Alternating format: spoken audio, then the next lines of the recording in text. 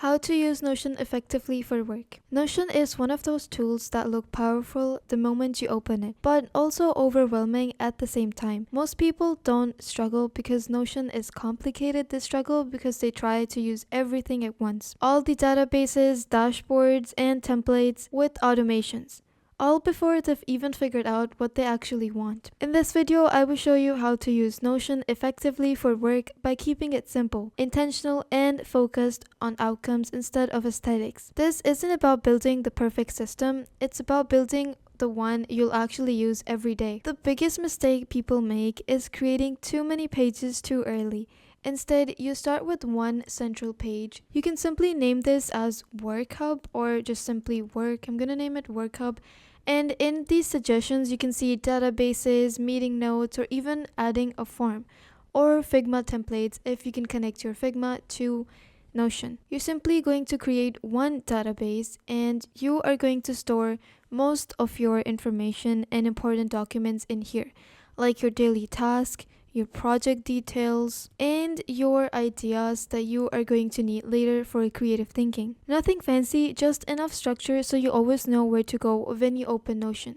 You can add properties or link files with it. You can add the property for relation and simply just add it in here. Just add a relation. And later on, you can link your folders with different files or different notes. Like we can link it with project and that's it. You can see that both in tasks and projects, you can see that they are linked with each other. So it is easier once you are looking or searching for a relevant folder or files with the same concept. Once you go into tasks, databases are powerful, but they are not always necessary. A good rule of thumb is that if something repeats, track it in database. If it doesn't, then you can just keep it in a normal page. For example, tasks, projects, ideas, they are good database candidates like I have mentioned them. On-off documents, instructions, or references usually don't need a database at all. The mindset alone removes most of the overwhelm and you get a clear view of what you actually want to do. I'm going to teach you how you can simply set up your task management. So instead of complex dashboards, just start with one basic one. So instead of complex dashboards, just start with one basic database. It's going to consist your task, your projects, your ideas, or even your research topics. When you are creating a task database, you can simply ask AI to create a database for you with different properties and statuses, with a deadline, only when it matters, and optional priority field. You can simply click on this logo. You can ask it to generate a database. Create one database for our to-do list. You can simply generate and use AI for this.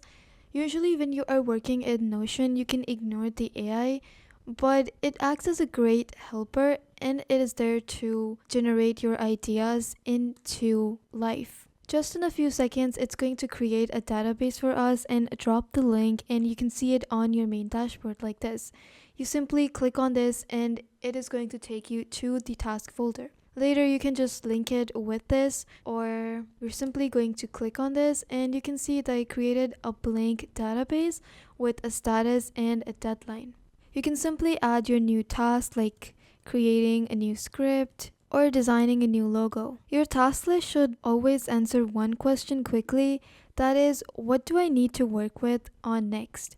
If it cannot do that, then it is too complicated. This is super easy because it just gives you the clear view of what you actually need to do. There are no complex words, and if you want to add any description, you can simply click on each one of them and add notes or a brief description on what actually needs to be done. When you are working with a team on Notion, it is super easy to communicate with your team members and see what everyone is doing. You can simply leave in comments so your team members can see this. Or even if you want to invite your collaborators or clients to your workspace, they can leave comments so you can revise the projects later and make new additions. I'm simply going to update the status like this is in progress and this is completed. You can add deadlines for when you actually need to finish this. It makes it easier. Keep in mind that you don't always need to add deadlines for every single task. You don't want to add pressure once you're working. You just need to add deadlines for the tasks that are important. Now, when you want to manage your projects without overbuilding too much or adding too many properties or databases, this tip is going to be helpful. Since projects don't need heavy system, a simple project database with the name, status, or a priority, that is enough. You can link and relate tasks, and that is enough for most work. For example, for a client project, here are some of the projects and their details. I'm going to delete this because most of them is done by the manager. So you can see here that you can attach a file and you can see which team is working on what. And the deadlines, their priorities, their statuses, everything is visible. Even your team members can see each other's work. So if there's going to be a follow-up work, it is much easier to rely on Notion. It is going to show you exactly what you need to work on next. This keeps context and execution connected without creating unnecessary layers. Another tip is to use templates to save time because you need to reduce effort, not increase it. Once you create a new page, you can see that if you click on databases, you're going to see some of these suggested templates. You can simply start working on it. Like, let's just say you need to track your meeting notes. You're simply going to click on these templates. You can add or subtract any of these features if you want. So we're just going to click on continue. And it just created a database for your meeting notes where you can attach or summarize your notes. You can even attach files later. Let's attach a property of files and media. So you can quickly drag and drop files related or even the meeting recording itself. Avoid templates that require constant tweaking because a simple meeting template with an agenda is just more than enough. It is far more useful than a heavy design page that you would most probably avoid using. Notion works best when reviewed regularly. A quick weekly check helps you clean up your task, update project statuses, and remove anything that is outdated or completed, even when you have more than one task in a database that you don't require. You can go ahead and delete that because that is just going to make your task pile up and you are going to get confused why there are two tasks at the same time. This prevents Notion from becoming a digital junk drawer. You don't need to optimize constantly, just keep things current. Some common mistakes that you should avoid is building a dashboard before actually understanding your workflow. If you're going to create too many dashboards when you don't even need them, it is going to overlap and get overwhelming for you. Next is tracking everything instead of what actually matters. You need to just keep track of what actually matters. The rest of it can also be alive in your workspace, but it doesn't mean that useless stuff is just being thrown around. Copying templates that don't fit your work is also what you don't need to do.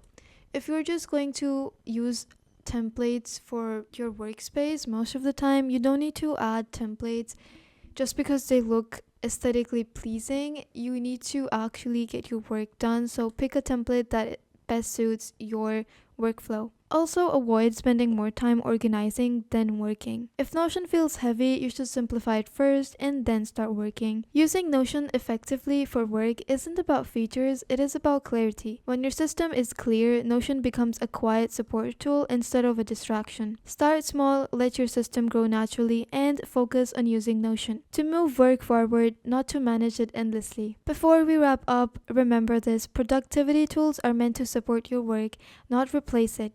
If your Notion setup feels overwhelming or hard to maintain, that's actually a sign it's doing too much. Simplify, focus on what actually helps you work better, and let the rest go. If this video helped you understand how to work Notion more effectively, make sure to like the video and subscribe for more practical, no fluff tutorials like this. Thank you for watching, and I'll see you in the next one.